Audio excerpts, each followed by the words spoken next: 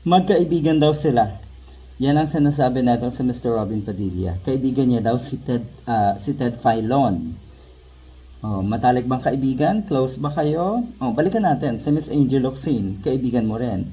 Pero etong mga ito ay hindi matiis. Hindi makatiis. Nakikita yung mga kawalang hiyaan mo. Sabi nga ni Miss Angel Locsin, tama na, kuya. Tinawag ka pang kuya. Ang pamilya mo kaya, yung totoong pamilya mo, asawa mo, kapatid mo. Sa bagay, pagdating sa kapatid, sa tingin ko ay sasang-ayon yan lahat sa'yo. Eh yung iba pang kapamilya mo, sang-ayon din ba sa'yo? Kasi napakahirap sang-ayunan yung mga katulad mo, Mr. Padilla. Nakikita mo naman, kitang-kita rin po ng taong bayan na mukhang malalagasan ka talaga ng staff.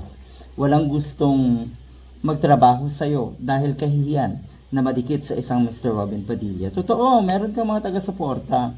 Yun ay kasintanga mo rin daw. Yun ang nababasa natin online, ha. Oh, balikan natin si Ted Filon.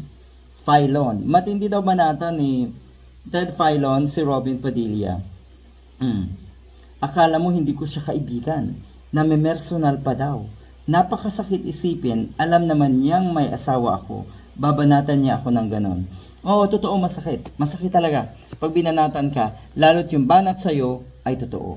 Pero pag hindi naman totoo yung mga binabanat, sa tingin ko, makikita yan ng publiko. At ang magiging masama sa mata ng publiko ay yung bumabanat ng hindi totoo. Pero kung ang banat ni Ted Filon ay totoo, masakit talaga yan sa'yo, Mr. Robin Padilla. Ikaw naman ngayon ang bumabanat kay Ted Filon. Mahabang istorya kung paanong banatan nga ni Ted Filon sa Mr. Padilla. Pero ang totoo niyan, lahat yan ay totoo.